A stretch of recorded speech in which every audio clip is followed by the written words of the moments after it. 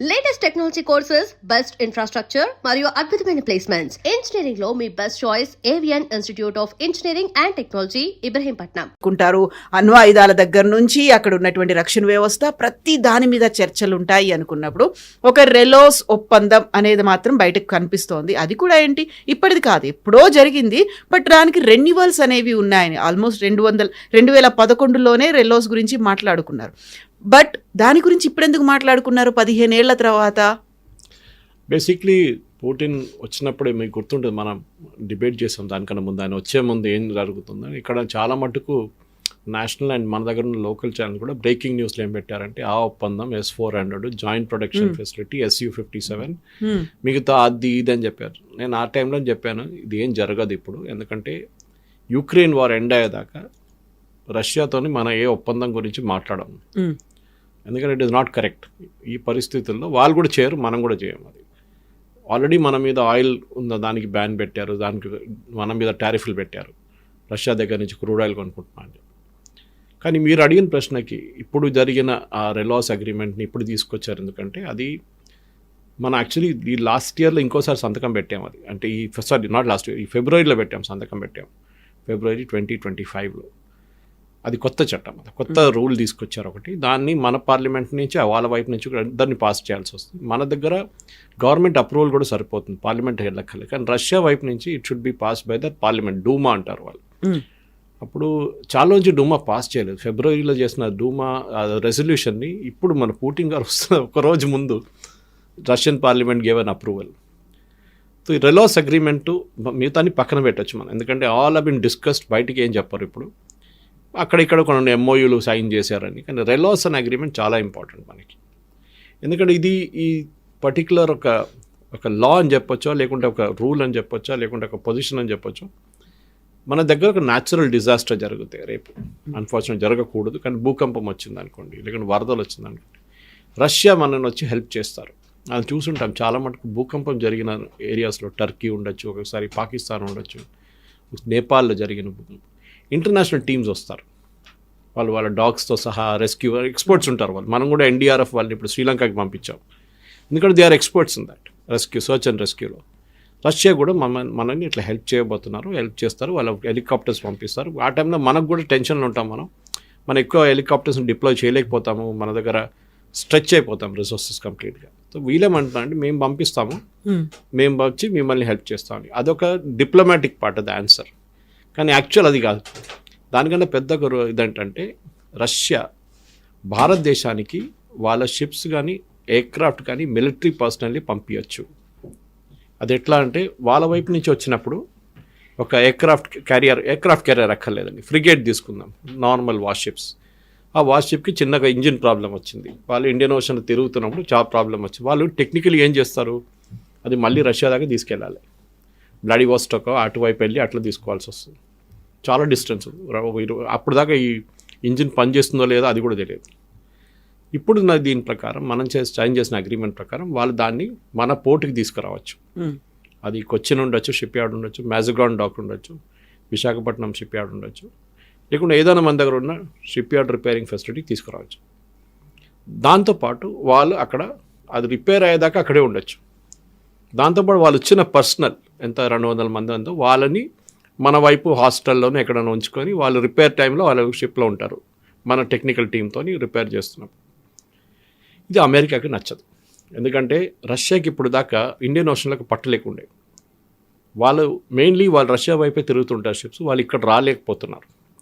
Russia రావడం దానికి ఏం అపోజిషన్ లేదు, కానీ ప్రాబ్లం ఏంటంటే వాళ్ళకి సర్వీసింగ్ లేదు, వాళ్ళకి ఫ్యూయల్ ఎక్కడ రీఫిల్ చేస్తారు, షిప్స్కి కాన్స్టెంట్గా ఫ్యూయల్ కావాల్సి వస్తుంది కదా, మళ్ళీ దాన్ని కూడా రష్యా నుంచి పెద్ద ట్యాంకర్లు తెచ్చుకొని ఇక్కడ ఫిల్ చేయడం అంటే దట్ ఈస్ నాట్ పాసిబుల్. దీనికన్నా ముందు బహ్రెయిన్తో ఒక అగ్రిమెంట్ ఉండే వాళ్ళకి, కానీ దాని తర్వాత US బహ్రెయిన్ మీద ప్రెషర్ పెట్టిన తర్వాత బహ్రెయిన్ దాని నుంచి బ్యాక్అవుట్ అయ్యారు, రష్యాకి ఎక్కడ వెళ్ళలేకపోతున్నారు. కానీ అదే టైంలో మన ఇండియన్ ఓషన్ రీజన్ అనేది ఇప్పుడు చాలా ఒక హాట్స్పాట్గా మారిపోయింది. కవిత గారు మీకు తెలిసి ఉంటుంది, అది ఒకటి ఆయిల్ రూట్. ఇది వరల్డ్లో 55 నుంచి 60% ఆయిల్ ట్రావెల్ చేస్తుంది ఈ రూట్ నుంచి. రోజుకి ఎన్నో షిప్స్ ట్రావెల్ చేస్తారు ఆయిల్ తీసుకొని. అది కాకుండా మినరల్స్, ఆఫ్రికా నుంచి వచ్చే మినరల్స్ తీసుకెళ్లే రూట్ ఇది కూడా. దీని తర్వాత ఇండియన్ ఓషన్ క్రాస్ చేయగానే మన ఆల్మోస్ట్ మయన్మార్ వైపు నుంచి it becomes Malacca Strides. Again very prominent, చాలా చాలా హాట్ ఇంటర్నేషనల్ టాపిక్ అది మలాకా స్ట్రైట్స్. దాంట్లో చైనా, యుఎస్, ఫిలిప్పీన్స్, ఇండోనేషియా వీళ్ళందరి ఇంట్రెస్ట్ దాంట్లో ఉంది. సో వీళ్ళందరికీ వాళ్ళకి ఆ మలాకా స్ట్రైట్స్ డామినేట్ చేయాలని ఉంది. ఇప్పుడు చూస్తుంటారు మీరు ఫిలిప్పీన్స్ మీద వెళ్ళి వీళ్ళు చైనీస్ వాళ్ళకు బోట్ కొట్టేశారు, వాళ్ళ బోట్ డ్యామేజ్ అయింది వాళ్ళ వైపు నుంచి. రెగ్యులర్గా China wants to dominate South China Sea and Malacca straits. కానీ యూఎస్కి ఏమో వీళ్ళు ఉండకూడదు అక్కడ. సో యూఎస్ ఏం చేస్తున్నారు, వాళ్ళ షిప్లు కూడా తిప్పుతున్నారు అది రీజన్లోనే, రైట్ ఫ్రమ్ సింగపూర్ నుంచి ఇక్కడ సౌదీ అరేబియా దాకా, బహ్రెయిన్ దాకా తీసుకెళ్తారు, మళ్ళీ వస్తారు, మళ్ళీ తిరుగుతున్నారు, కొలంబోకి వెళ్తారు. దే కీప్ పెట్రోలింగ్ అన్నమాట. అదే టైంలో ఇండియా కూడా, మన ఇండియన్ నేవీ షిప్స్ ఏం చేస్తున్నారంటే, మన హూతీల ప్రాబ్లం వచ్చినప్పుడు, దానికన్నా ముందు సొమాలీ పైరేట్స్ ప్రాబ్లం వచ్చినప్పుడు మనం పెట్రోల్స్ మొదలుపెట్టాం. మన వార్ షిప్స్ని ఇండియన్ ఓషన్ రీజన్ నుంచి టువర్డ్స్ గల్ఫ్, ఒమాన్ వైపు వెళ్ళి అట్ట ఒక పెట్రోలింగ్ చేస్తుంటారు వాళ్ళు రెగ్యులర్గా. ఏదైనా ప్రాబ్లం వస్తే ఇమీడియట్ SOS వస్తే రియాక్ట్ అవుతారు, హెలికాప్టర్స్ ఉంటుంది అన్నట్టు. ఇప్పుడు దీంట్లో రష్యా కూడా వచ్చేసారు. యూఎస్కి టెన్షన్, ఇప్పుడు రష్యా వచ్చేస్తుంది. ఇంకా రష్యా రెండు వైపు నుంచి చూస్తారు, మెయిన్లీ యూఎస్ వైపు. వాళ్ళు చైనాతో వాళ్ళకి ఎక్కువ ప్రాబ్లం లేదు. ఇప్పుడు యూఎస్ ఏం చేస్తున్నారు ఇండియన్ ఓషన్ రీజన్లో, వాళ్ళ షిప్స్ని తీసుకొచ్చి ఎక్కడ తిరుగుతున్నారు, ఎయిర్క్రాఫ్ట్ క్యారియర్ తీసుకొచ్చారా. సో మనం కూడా ఏం చేస్తున్నాం, మన వైపు నుంచి కూడా మనం ఎక్స్పాన్షన్ చేస్తున్నాం. మన ప్రేక్షకులకు తెలిసి ఉండొచ్చు, చైనా ఏం చేశారంటే శ్రీలంకలో ఒక పోర్ట్ ఉంది, హంబంబోట అని. ఆ పోర్ట్ వాళ్ళే కట్టి చాలా మటుకు డబ్బులు పెద్ద బిల్ వేసి శ్రీలంకన్ గవర్నమెంట్కి ఇస్తే, వాళ్ళు కొన్ని సంవత్సరాల తర్వాత మా డబ్బులు లేవు కట్టడానికి అని చెప్తే, ఆ పోర్ట్ మేము తీసుకుంటాం అని చెప్పి 99 yearsలో తీసుకున్నారు. అక్కడ చైనీస్ నేవీ షిప్స్ని పెట్టుకుంటున్నారు. సో ఎఫెక్టివ్లీ అక్కడ కూర్చొని వాళ్ళు యూఎస్ ఏం చేస్తున్నారని చూస్తున్నారు అక్కడి నుంచి, రెగ్యులర్ మానిటరింగ్. అంటే apart from that Indian ships. ఇదొక వైపు ఉంటే, మన వైపు అండమాన్ అండ్ నికోబార్ ఐలాండ్స్లో మనం ఒక కొత్త ప్రాజెక్ట్ పెట్టిపోతున్నాం, మీకు గుర్తుంది, గ్రేట్ నికోబార్ ప్రాజెక్ట్. దాంట్లో మనకు ట్రాన్స్షిప్మెంట్ పెడుతున్నా, అంటే పెద్ద పెద్ద కంటైనర్ షిప్స్ వచ్చి అక్కడ అన్లోడ్ చేసి వెళ్ళిపోతారు సింగపూర్ వైపు, లేకుంటే క్లాంగ్ అని చెప్పి మలేషియాలో ఉంది పెద్ద, అక్కడికి వెళ్ళిపోతారు. సో మనం ఏం చేస్తుంటే ఆ ఐలాండ్ నుంచి, అక్కడి నుంచి గ్రేట్ నికోబార్ నుంచి దాన్ని విశాఖపట్నం వైపు, చెన్నై వైపు, లేకుంటే కొచ్చిన్ వైపు తీసుకెళ్ళి అక్కడి నుంచి ఇంటర్నల్గా మన కంటైనర్స్ పంపించుకుంటాం. ఇది ఒక పెద్ద ప్లాన్ మన దగ్గర ఉండి 78,000 కోట్ల ప్రాజెక్ట్. ఇది టైం పడుతుంది. ఆల్రెడీ మన దగ్గర అండమాన్ నికోబార్ ఐలాండ్స్లో INS బాజ్ అని చెప్పి ఒక నేవల్ ఎయిర్ స్టేషన్ ఒకటి ఉంది. That is already operating. అది కాకుండా అక్కడ ఆబ్వియస్లీ మనం చెప్పట్లేదు, కానీ అక్కడ కూడా పెద్ద ఒక నేవల్ ఫెసిలిటీ రాబోతుంది దీంతో పాటు కార్ నికోబార్. దానికోసం సోనియా గాంధీ, రాహుల్ గాంధీ వీళ్ళందరూ వ్యతిరేకిస్తున్నారు దాన్ని. చైనా వ్యతిరేకిస్తున్నారు, వీళ్ళు కూడా వ్యతిరేకిస్తున్నారు. So you can understand the tie up between these two people, two groups అని చెప్పొచ్చు. అదే టైంలో ఇదే Andaman Nicobar islands top most పార్ట్లో, మన ఐలాండ్ నుంచి, లాస్ట్ ఐలాండ్ నుంచి మయన్మార్ వైపు వెళ్ళేటప్పుడు నడిమిట్లో ఒక చిన్న ఐలాండ్ ఉంది కాల్డ్ కోకో ఐలాండ్స్, CO. ఈ కోకో ఐలాండ్స్లో బ్రిటిష్ టైంలో ఒక పాత ఎయిర్ స్ట్రిప్ ఉండే, 500 feet అంత ఉండేది. సడన్గా లేటెస్ట్ శాటిలైట్ పిక్చర్స్ చూస్తే 3,500 square feet ఎక్స్పాండ్ అయింది. అది ఎవరు చేశారు బాబు అని చూస్తే చైనా వచ్చి అక్కడ కూర్చున్నారు. వాళ్ళకంటే అక్కడి నుంచి ఇండియన్ నేవీ షిప్స్ని చెక్ చేయడము, యూఎస్ కిట బంగ్లాదేశ్ వైపు వస్తే వాళ్ళని చెక్ చేయడానికి చైనా ఐలాండ్ తీసుకున్నారు. వాళ్ళు ఆబ్వియస్లీ ఏదో టైప్ పెట్టుకున్నారు మయన్మార్ ఉన్న మిలిటరీ వాళ్ళతో, రెజీమ్తో. సో ఇండియన్ ఈ ఓషన్ రీజన్ అనేది బికమ్ అ హాట్స్పాట్ నా. అన్ని ఆర్మీస్, అన్ని నేవీస్ అక్కడ తిరుగుతున్నారు, వాళ్ళందరికీ డామినెన్స్ కావాలంటున్నారు. అదే టైంలో యూఎస్కి, బ్రిటన్కి ఒక చిన్న ఐలాండ్ ఉంది కాల్డ్ డిగో గార్సియా. అది మన కొలంబో నుంచి ఇంకా చాలా కిందకి వస్తే బిఫోర్ సేషెల్స్, ఈ ఐలాండ్ పక్కన చిన్న ఒక ఐలాండ్ ఉంది, పాత బ్రిటిష్ ఐలాండ్ ఉండే. దాన్ని ఇప్పుడు బ్రిటన్ అండ్ యూఎస్ వాడుకుంటున్నారు. అది only for ships, naval ships తీసుకొస్తారు, అక్కడ బర్త్ చేస్తారు, అక్కడ రీఫ్యూలింగ్, అక్కడ ఉండడానికి అన్నీ ఉన్నాయి, then food and all replenishment అన్నీ నడుస్తుంది. డిగో గార్సియా నుంచి వీళ్ళు షిప్స్ని పంపిస్తుంటారు అక్కడిక్కడ. సో ఇప్పుడు మీరు చూస్తున్నారు ఈ హూతీల అటాక్ జరిగినప్పుడు కానీ దానికన్నా ముందు ఇప్పుడు కూడా లేటెస్ట్ ఆల్సో యూఎస్ వాళ్ళ వార్ షిప్స్ని రెగ్యులర్గా ఏరియాలో తిప్పుతున్నారు అక్కడికి. అట్లాంటిక్ వైపు ఎక్కడ టెన్షన్ లేదు, పెసిఫిక్ వైపు టెన్షన్ లేదు. టెన్షన్ ఉందంతా ఇక్కడ ఇదే రీజన్లో. అండ్ చాలా మటుకు Gulf states, for example Qatar నుంచి, బహ్రెయిన్ నుంచి, సౌదీ అరేబియా, UAE వీళ్ళందరూ యూఎస్ మీద డిపెండ్ అవుతారు వాళ్ళ సెక్యూరిటీ కోసం. రేపు ఏదైనా కూ జరిగితే, వాళ్ళ డెమోక్రసీ కాదు కదా, ఇంకోడెవడో కత్తి తీసుకొని చేసేస్తే వాళ్ళ గవర్నమెంట్ మారిపోతుంది అక్కడ. సో దానికోసం వాళ్ళు they are using the US presence అన్నమాట. ఇది వాళ్ళ చాలా మంచి స్ట్రాటజీ. అదే టైంలో రష్యా ఏం చేస్తున్నారంటే, రష్యన్స్ ఆర్ వెరీ స్మార్ట్. వాళ్ళ మీద ఈ యుక్రెయిన్ వార్ స్టార్ట్ అయిన నుంచి వీళ్ళు శాంక్షన్స్ పెట్టారు, ఎవరు మొత్తం నాటో కానీ, అటువైపు యుఎస్ కానీ. రష్యన్ కంపెనీలు వాళ్ళ గవర్నమెంట్ వాళ్ళ దగ్గర ఉన్న కొంచెం డబ్బులు యూరోపియన్ బ్యాంక్స్లో పెట్టుకున్నారు. $300 బిలియన్, చిన్న అమౌంట్ కాదు. ఎవరైనా మనం కూడా చేస్తాం. అది సడన్లీ ఫ్రీజ్ చేసుకున్నారు. ఈ వార్ మొదలు కాగానే రష్యా దగ్గర చెప్పారు, ఈ డబ్బులు మీరు ముట్టలేరు, ఈ డబ్బులంతా ఇప్పుడు మాదైపోయిందని. సో ఇంటర్నేషనల్ లెవెల్లో యూరోపియన్ బ్యాంక్స్కి ఒక పెద్ద ఇమేజ్ దెబ్బతిన్నది ఇది. ఎందుకంటే రేపు ఎవరు వాళ్ళ దాంట్లో డబ్బులు పెట్టరు. చైనా ఏం చేశారంటే ఇమ్మీడియట్గా డబ్బులు విత్డ్రా చేయడం మొదలుపెట్టారు. వాళ్ళు కూడా ఉండే అక్కడ పెద్ద అమౌంట్, ఎందుకంటే రేపు చైనా మీద శాంక్షన్స్ పెట్టవచ్చు. వాళ్ళు దాన్ని బంగారంగా మార్చుకొని ఎక్కడెక్కడో సీక్రెట్ లాకర్స్లో పెట్టుకున్నారు. అది కాకుండా మిగతా అమౌంట్ తీసుకొని వాళ్ళు సెక్యూరిటీస్లో దాంట్లో ఇన్వెస్ట్ చేయడం మొదలుపెట్టారు చైనీస్ గవర్నమెంట్. చైనా సేఫ్గా అయిపోయారు. కానీ రష్యన్ అమౌంట్ ఇప్పుడు కూడా $300 బిలియన్, దాంట్లో $50 బిలియన్ ఆల్రెడీ యూక్రెయిన్కి ఇచ్చారు. It's illegal, blatant. ఇప్పుడు మీ బ్యాంక్ అకౌంట్ ఉందండి, రేపు వచ్చి ఫ్రీజ్ చేసి బ్యాంక్ అకౌంట్ నుంచి డబ్బులు ఇవ్వడానికి వాడుకుంటే you cannot agree to that. So ఇది జరుగుతుంది. రష్యా ఏం చేశారంటే అది కాకుండా ఆఫ్రికాలో చాలా మటుకు ఆఫ్రికా రూల్ చేసింది ఫ్రెంచ్ వాళ్ళు. సంవత్సరాల నుంచి ఆల్మోస్ట్ 200-300 ఇయర్స్ ఫ్రెంచ్ కొలోనియల్స్ ఉండే. మన దగ్గర ఇట్లా బ్రిటిష్ కాలనీ, అది అక్కడ ఫ్రెంచ్ కాలనీ ఉండే. దానికోసం most Africa speak very good French. ఆ ఫ్రెంచ్ కంపెనీ అక్కడ వాళ్ళు ఏం చేశారంటే ఫ్రెంచ్ వాళ్ళ లోకల్ గవర్నమెంట్ ప్రాబ్లం మొదలు పెట్టినప్పుడు, వాళ్ళకి ఇండిపెండెన్స్ కావాలన్నప్పుడు ఫ్రెంచ్ వాళ్ళు పారిపోయారు. కానీ ఫ్రెంచ్ వాళ్ళ రీప్లేస్మెంట్ రష్యన్స్ వచ్చారు. రష్యన్స్కి ఒక బాగా యాటిట్యూడ్ ఉంది, మీరు గవర్నమెంట్ ఎట్లైనా నడిపించుకోండి, డెమోక్రసీ మాకు పనికిరాదు, మాకు కావాల్సింది అక్కడ ఉన్న మినరల్స్ మిగతా అన్ని నేను చూసుకుంటాం, మీకు డబ్బులు కావాలని డబ్బులు ఇస్తాం. Same thing China was doing now. Djibouti అని చెప్పి ఆఫ్రికాలో కార్నర్లో ఒక పెద్ద నేషన్ ఉంది, క్యాపిటల్ జిబూతి. జిబూతిలో దెర్ ఇస్ 600 మంది ఉన్న చైనీస్ ఒక ప్లేస్మెంట్ అక్కడ పెట్టారు, ఒక బెటాలియన్ తీసుకొచ్చి. చైనా వాళ్ళు ఎక్కడ చైనా, ఎక్కడ Djibouti. So everywhere string of pearls అని చెప్పి చైనా వాళ్ళు ఒక స్ట్రాటజీ తీసుకొచ్చారు ఇండియన్ ఓషన్ డామినేట్ చేయడానికి. మనమేమో మన వైపు నుంచి ఉన్న మన పెట్రోలింగ్ వైపు పెట్టి మన కార్నికోబార్ ఐలాండ్స్ ఇక్కడ లక్షద్వీప్లో కూడా మనం ఒక బేస్ పెట్టాము, ముందు లేకుండే. కార్వార్ అక్కడ నేవల్ బేస్ స్ట్రెంగ్తన్ చేసాం మనం.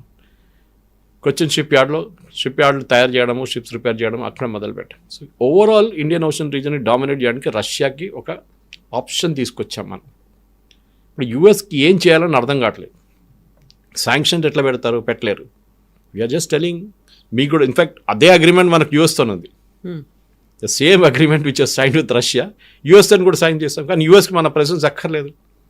వాళ్ళకి బహ్రెయిన్ ఉంది, పక్కన యెమెన్, ఒమాన్ ఉన్నారు, ఇటువైపు ఏమో డిగో గార్సియా ఉంది, కాబట్టి శ్రీలంకకి వెళ్ళిపోవచ్చు రేపు. అది కాకుండా మనం ఇంకొక స్టెప్ తీసుకున్నాం, అది ఎక్కువ కవరేజ్ రాలేదు మన మీడియాలో.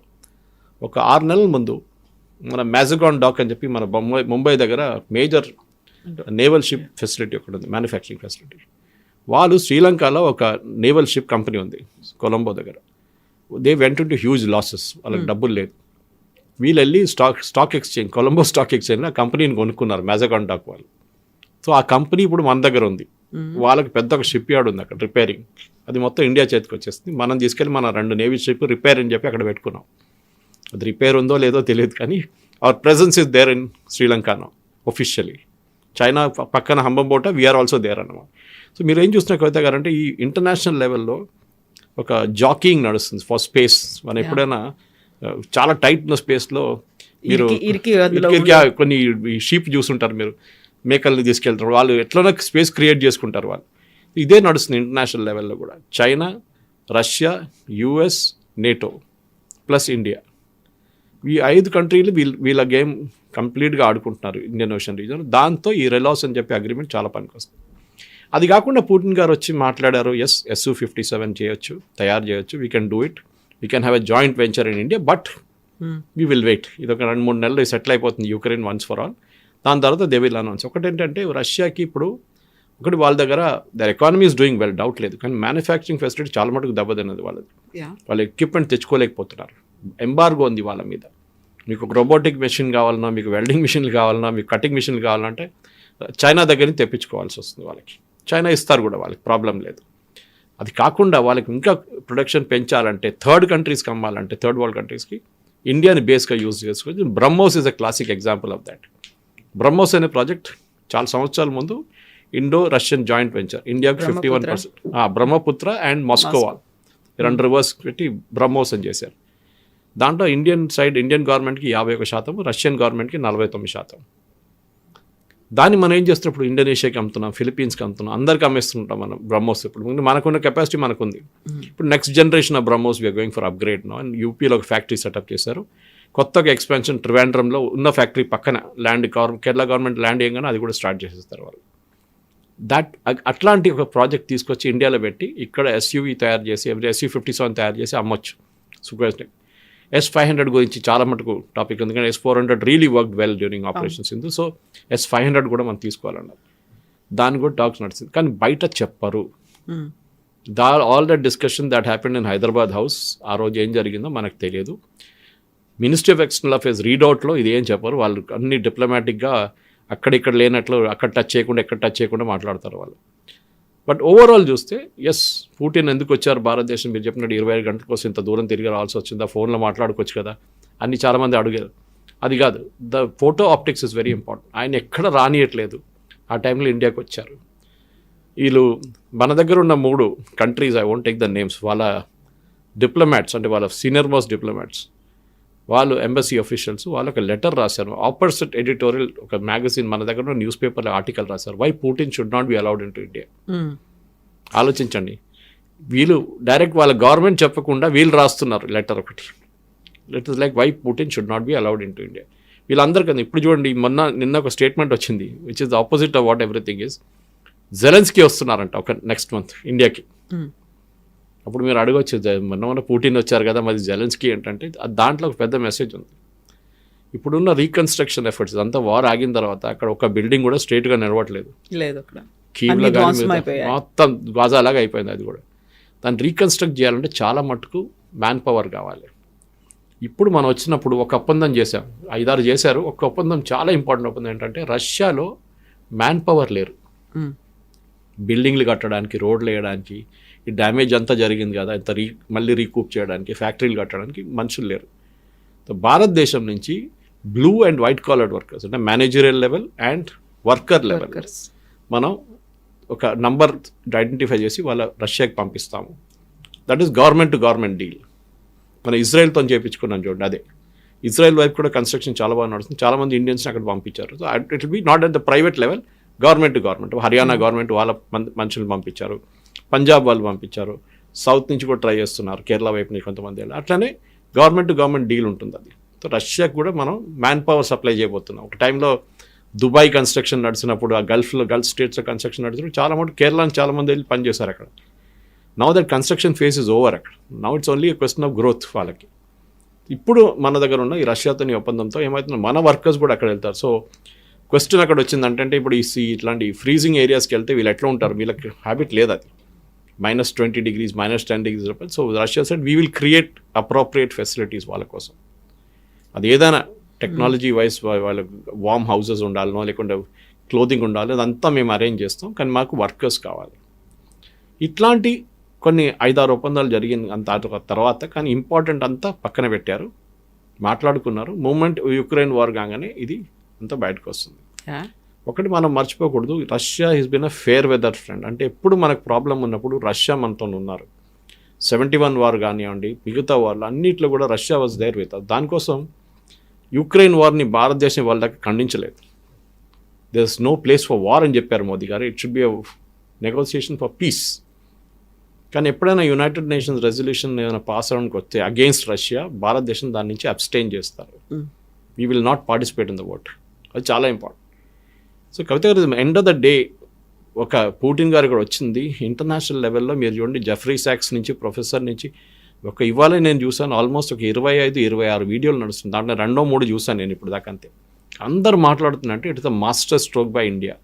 ఇప్పుడు యూఎస్కి ఏం చెప్పలేకపోతున్నారు వాళ్ళు. పుటిన్ని వాళ్ళు తిట్టలేరు, ఎందుకంటే దే ఆర్ స్పీకింగ్ టు హిమ్. మన ట్రంప్ సన్నిన్లో అక్కడ కుష్నర్ గురించి మాట్లాడుతున్నారు, స్టీవ్ విట్కాఫ్ ఇస్ దేర్, వీళ్ళందరూ క్రెమ్లిన్ ఉన్నారు. అదే టైంలో వీరు పుటిన్ తిట్టలేరు. In fact before coming to India 6 గంటల సేపు ముందు దాకా Putin was speaking to him. మన ఇండియా టుడే ఇంటర్వ్యూ గురించి మాట్లాడాము. So they were there. In fact మళ్ళీ వెళ్తున్నారు, ఇంకో టీం వెళ్తున్నారు. అంటే దెర్ ఇస్ సంథింగ్ హ్యాపెనింగ్. ఎందుకంటే ట్రంప్ అయితే జెలెన్స్కీని పక్కన పెట్టేశారు. He is not a reliable fellow అని తెలిసిపోయింది. అంటారు కదా, you elect a comedian and will get a circus అని చెప్పి. Zelensky is typical of that. ఈ పరిస్థితుల్లో రష్యాకి యూఎస్కి relationship, especially Trump and Putin చాలా మంచి రిలేషన్షిప్ ఉంది వాళ్ళకి. They are really good friends. దాని గురించి చూడండి, ఇప్పుడు దాకా ట్రంప్ రష్యా మీద శాంక్షన్స్ అంటారు కానీ పుటిన్ మీద ట్రాన్సాక్షన్ ఎక్కడ పెట్టలేదు. పుటిన్ మీద అరెస్ట్ వారెంట్ ఒకటి ఇంటర్నేషనల్ కోర్టులో పడింది ఒకటి, అది ఇంప్లిమెంట్ చేయడము అట్లేం లేదు. ఈవెన్ నెటన్యాహు వ్యతిరేకంగా చేశారు ఒకటి. సో పుటిన్కి ఒక ఛాన్స్ దొరికింది ఇంటర్నేషనల్ మీడియా ముందు వచ్చి మాట్లాడడంలో, which is not able to do in Russia. ఇక్కడ ఇండియాకి వచ్చి ప్రైమ్ మినిస్టర్ మోదీతో నిలబడి ప్రెస్ కాన్ఫరెన్స్లో మాట్లాడారు. ఆయన చెప్పాల్సినంత చెప్పేశారు. And definitely I think this visit next Modi గారు మళ్ళీ అక్కడికి వెళ్తే after the war I think wheel చాలా మటుకు సాలిడ్. ఎందుకంటే మనకి 5th జనరేషన్ ఎయిర్క్రాఫ్ట్ కావాలి మనకి. We have a big problem with 5th generation aircraft. మన దగ్గర లేదు. చైనా వాళ్ళు ఇస్తున్నారు పాకిస్తాన్కి J-15 J-17 సిరీస్లో, మనకు కూడా కావాలి. మనకి ఇప్పుడు 500 రాకపోతే కూడా S-500 నో ప్రాబ్లం, 400 చాలా బాగుంది. మనకి ఇంకా 4 యూనిట్స్ రావాలి మనకి. మనం ఆల్రెడీ డబ్బులు కట్టేసాం దానికి. కానీ అక్కడ ప్రొడక్షన్ ప్రాబ్లం ఉంది రష్యాలో అని చెప్పి ఇంకా మనకి ఇవ్వలేదు. అది కూడా ఇచ్చేస్తే అయిపోతుంది. ఎందుకంటే ఫస్ట్ సెట్ తీసుకొచ్చినప్పుడు యూఎస్ పెద్ద ప్రాబ్లం క్రియేట్ చేశారు. వాళ్ళ దగ్గర కెటాసెట్ ఏదో ఒక ప్రొవిజన్ ఉంది, ఒక లా ఉంది. Under that you cannot cell weapons to India from Russia అని చెప్పి, ఒక రష్యాని కాదు ఇరాన్ నుంచి వెపన్స్ కొనలేరు, రష్యా నుంచి కొనలేరు, నార్త్ కొరియా నుంచి కొనలేరు, అట్లాంటి కంట్రీస్ మీద ఎంబాగో పెట్టారు యూఎస్. కానీ అప్పుడు కూడా వీ స్టూడ్ అవర్ గ్రౌండ్ అనమాట. మీ కొంటే మీ మీద శాంక్షన్స్ పెడతాం, ఎస్ నో ప్రాబ్లం అని చెప్పి మోదీ గారు S-400 కొనుక్కున్నారు. అది మనకు పనిచేసింది కూడా. యూఎస్ సింపుల్ ఫిలాసఫీ ఏంటంటే, మీరు రష్యా దగ్గర ఎందుకు కొనుక్కుంటారు, మా దగ్గర పేట్రియట్ మిసైల్స్ ఉంది కొనుక్కోండి, కానీ మీ రేట్ ఏమో డబ్బులు, రష్యా ఏమో 50% డిస్కౌంట్. ఇది మెయిన్ అనమాట. Oil was the biggest purchase. మన అందరికి తెలిసింది, entire crisis started with oil purchase. మనం ఏం చేస్తాం, రష్యా దగ్గర నుంచి ఆయిల్ తీసుకున్నాం, ఇండియాకి తీసుకొచ్చి రిఫైన్ చేసాం, దాన్ని యూరోప్కి అమ్ముకున్నాం, యూఎస్ కూడా అమ్మేసాం. మనం డీజిల్ దీని నుంచి క్రూడ్ ఆయిల్ ప్రాసెస్ చేసి డీజిల్ తీసుకు యూక్రెయిన్కి అమ్ముకున్నాం. ఇప్పుడు ట్రంప్ ఏమన్నారు, ఈ డబ్బులతోని యూక్రెయిన్ కొడుతున్నారు రష్యా, భారతదేశం ఇస్తుంటే అందుకోసం మీ మీద శాంక్షన్స్ అన్నారు. పుటిన్ వచ్చి మొన్న ఏమన్నారు, మా దగ్గర నుంచి ట్రంప్ యురేనియం కొనుకెళ్తున్నాడు, వాళ్ళ ప్లాంట్స్ కోసం, న్యూక్లియర్ ప్లాంట్స్ కోసం, మళ్ళీ శాంక్షన్స్ ఎవరి మీద పెట్టాలని అడిగారు ఈసారి. It's is a good question, very good question.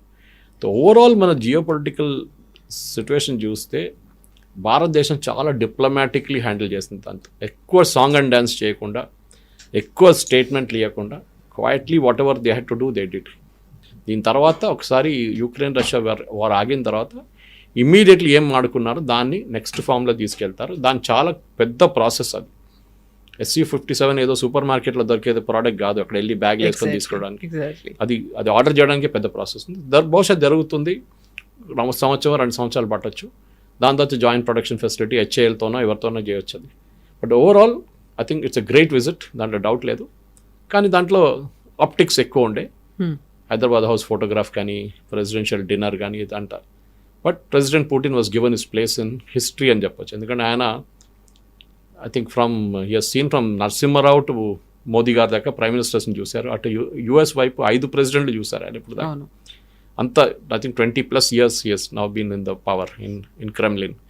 So definitely you have to take him seriously. And light తీసుకోలేరు మీరు. ఇంకా ఒక 10 సంవత్సరాలు కూడా ఉండొచ్చు ఆయన ఈజీగా. Let us deal with the way it should B dwelt. Ukraine war కూడా చాలా మటుకు యూఎస్ కూడా తెలిసిపోయింది. రష్యాకు ఉన్న ఒక సెక్యూరిటీ కన్సర్న్ ఉండే వాళ్ళు దాన్ని తీర్చుకున్నారు. Every day they are advancing by about almost last 1 monthలో they have advanced by about 3,000 square kilometers. గాజాది డబుల్ సైజ్ ఆక్యుపై చేసుకున్నారు యుక్రెయిన్కి వెళ్ళి. సో ఇంకొక 2 వారాలు 3 వారాలు నడిస్తే యుక్రెయిన్ని మొత్తం ధ్వంసం చేసేస్తారు. నిన్న రాత్రి కూడా జరిగిన చాలా మటుకు రేట్ జరిగింది, మిసైల్స్, డ్రోన్స్తో సహా. సో జెలెన్స్కీ ఎండ్ గేమ్ వచ్చేసింది ఇప్పుడు. బోస్ ప్రాబ్లీ పారిపోతాడు, స్విట్జర్లాండ్లో ఎక్కడ డబ్బులన్నీ పెట్టుకున్నాడు. యుఎస్ కాంగ్రెస్లో ఒక ఇన్వెస్టిగేషన్ నడుస్తుంది, ఈయనకి ఇచ్చిన డబ్బులు ఈయన ఏం చేసిండు అని చెప్పి జెలెన్స్కీ. ఆయన మీద చాలా మటుకు ప్రెషర్ ఉన్నాయి. Maybe he will give it to opposition leader ఒక ఆయనకి ఇచ్చేసి వెళ్ళిపోతాడు అక్కడి నుంచి. And Putin will be back in full flow after that. So ఇక్కడికి భారతదేశానికి రాకముందు పుతిన్ ఇచ్చినటువంటి ఇంటర్వ్యూలో డిఫెన్స్ మెకానిజమ్స్, డిఫెన్స్ ఉన్నటువంటి ఎక్విప్మెంట్స్ గురించి చెప్పినప్పుడు we're not selling, we're sharing అనే ఒక మాట అన్నారు. ఆ తర్వాత ఇక్కడ నుంచి వెళ్ళిన తర్వాత వినిపించినటువంటి వార్తలు ఏంటంటే రష్యాలో ఉన్నటువంటి చలికి భారతదేశం వెచ్చదనాన్ని ఇవ్వబోతోంది. How come it is possible? అసలు ఈ 2 వెదర్ కండిషన్స్ కోసం దానికి సంబంధించి ఒప్పందం ఏంటి? ఇది నేను రెలాస్ అగ్రిమెంట్లో ఉంది అది యాక్చువల్ కవిత గారు. దాంట్లో కనెక్షన్ ఉంది. మీరు చెప్పిన ఒక కోర్ట్కి రష్యాలో నేను చెప్పాను చూడండి, నార్దర్న్ రష్యా మొత్తం it be frozen for 6 to 8 months in year. అది మొత్తం ఫ్రీజ్ అయిపోతుంది ఆర్టిక్ సర్కిల్ దగ్గర. అక్కడ ఏం చేయలేరు మీరు, రష్యన్ షిప్స్ అక్కడ ఆగిపోతుంది. దాని బదులు మన దగ్గర ఉన్న వార్మ్ వాటర్స్, ఇండియన్ ఓషన్ రీజన్లో మలక్కా స్టేట్ మనం ఇప్పుడు మాట్లాడని చూడండి, అక్కడ తీసుకొస్తే they can continuously keep working. అక్కడ వేసుకొని మీరు ఏం చేసుకుంటారు రష్యా వైపు? నథింగ్ ఈజ్ హ్యాపెనింగ్ అక్కడ. మీరు ఇటువైపు తీసుకొచ్చినప్పుడు then it works very well. So Russia దగ్గర ఉన్న చలి మన దగ్గర ఉన్న హాట్ వాటర్, అవును, వామ్ వాటర్తో పనిచేస్తుంది చాలా మటుకు. సో రష్యాకి ఇది పెద్ద ఓపెనింగ్ ఇచ్చాం మనం. రేపు మనకి ఆయిల్ పైప్ లైన్స్ వేయడానికంటే రష్యా కావాలంటే చైనా వైపు నుంచి మన వైపు ఆయిల్ పైప్ లైన్స్ పంపించవచ్చు. మన ట్యాంకర్లు తెప్పించుకోక్కర్లేదు. We may even convert something to natural gas. For example Qatar is big natural gas producer, కానీ మన రష్యా దగ్గర నుంచి కూడా కొనుక్కోవచ్చు. ఇప్పుడు ఎట్లయిందంటే యూరోప్ మనకన్నా ఎక్కువ గ్యాస్ తీసుకుంటున్నారు, చైనా మనకన్నా ఎక్కువ ఆయిల్ కొనుక్కుంటారు, కానీ మన మీద టారిఫ్లు పెట్టారు. అది ప్రెసిడెంట్ ట్రంప్కి తెలిసిపోయింది. That it is a big mistake. 50 products మీద తగ్గించేశారు టారిఫ్ ఆల్రెడీ.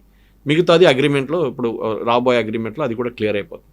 కానీ పుటిన్ది రష్యా మీద ఎంత ప్రెషర్ పెట్టినా కానీ Russian economy has held back. వీళ్ళేమనుకున్నాడు కవిత గారు, ఈ రూబుల్ అనే ఎకానమీ పడిపోతుంది అనుకున్నారు మూమెంట్ ద వార్ మొదలైన శాంక్షన్ పెట్టగానే. కానీ భారతదేశం రష్యా నుంచి ఆయిల్ కొంటున్నప్పుడు we are paying them in roubles, not dollar.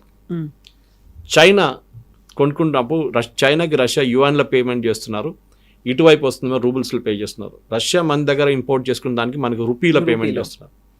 దీంట్లో ఒక మేజర్ ఫ్యాక్టర్ మనం మిస్ అయిపోతున్నాం, యుఎస్ డాలర్. ఇప్పుడు దాకా అంటే ఒక 10 సంవత్సరాల ముందు దాకా యుఎస్ డాలర్ అంటే డిఫాక్టో అన్నీ మనం యుఎస్ డాలర్కి చెప్తాం, ఇన్ని బ్యారెల్కి ఇన్ని డాలర్లు అని. ఎగ్జాక్ట్లీ. సడన్గా ఈక్వేషన్ నుంచి డాలర్ని తీసేసాం. ఎందుకంటే రష్యా మీద శాంక్షన్స్ పెట్టినప్పుడు యూక్రెయిన్ వార్లో స్విఫ్ట్ అని చెప్పి ఒక ఇంటర్నేషనల్ సిస్టమ్ ఆఫ్ పేమెంట్స్ ఉంది, అదే కంట్రోల్ చేస్తుంది మొత్తం. It's like A software that runs the entire international banking system. ఈ కంట్రీ నుంచి కంట్రీ మనీ మూవ్, డబ్బులు మూవ్ చేయడంలో అంతా. దాని నుంచి రష్యాని బయటకు తీసుకుని రష్యా ఏం చేస్తారు, మరి ఎట్లా డీల్ చేస్తారు? సో రష్యా ఏమన్నారంటే మీరు కొనుక్కోండి ఆయిల్ మాత్రం, మీ pay me by roubles. So మనం మన దగ్గర ఉన్న అమౌంట్ రూబుల్స్గా కన్వర్ట్ చేసి రష్యాకి పేమెంట్ చేస్తున్నాం. డాలర్ ఎక్కడ లేదు, డాలర్ అసలు కనిపించట్లేదు. So president Trump is become very upset no. ఎందుకంటే ఆయన ఏమన్నారంటే ముందు బ్రిక్స్ పెట్టినప్పుడు బ్రిక్స్ ఒక కామన్ కరెన్సీ తీసుకొస్తామని మన ఒక థాట్ ప్రాసెస్ ఉండే. అప్పుడు ఏమన్నారంటే అది చేస్తే వీళ్ళందరూ నేను బ్యాన్ చేసి పడేస్తా అన్నారు. ఇండియాతో సహా సౌత్ ఆఫ్రికా, చైనా, వీళ్ళందరినీ, రష్యా అందరినీ బ్యాన్ చేస్తారు. దాని తర్వాత సౌదీ అరేబియా జాయింట్, చాలా నేషన్స్ జాయిన్ అయింది దాని తర్వాత ఈ బ్రిక్స్లో. ఇప్పుడు బ్యాన్ చేస్తే సౌదీ అరేబియాని కూడా బ్యాన్ చేస్తారా మీరు? సో సౌదీ అరేబియా కూడా కొంచెం అగ్రెసివ్ అయిపోతుంది. ఎందుకంటే వాళ్ళకేం తెలిసిందంటే రష్యన్ ఆయిల్ $40 వీళ్ళు భారతదేశానికి అమ్ముతున్నప్పుడు మా ఇదేమో 80 నుంచి నడుస్తుంది. ప్రెసిడెంట్ ట్రంప్ ఏమంటున్నారు, దాన్ని కూడా తగ్గించాలి, మీరు మీ ఆయిల్ ప్రొడక్షన్ పెంచుకోండి అంటున్నారు. ఎప్పుడైనా ఎకనామిక్స్లో సప్లై అండ్ డిమాండ్లో సప్లై ఎక్కువైపోతే ప్రైస్ పడిపోతుంది. ఏమంటున్నారంటే సౌదీ అరేబియా దగ్గర మీ ఆయిల్ ప్రొడక్షన్ పెంచండి, తీసుకెళ్తే ఇది $50 పడిపోతుంది పర్ బ్యారెల్. రష్యా ఏమో 40కి అమ్ముతున్నారు. So Russia will not be able to cell. కానీ సౌదీ అరేబియా చేయడానికి రెడీ లేరు, ఎందుకంటే వాళ్ళకి బేసిక్ ప్రొడక్షన్ కాస్ట్ ఉంటుంది.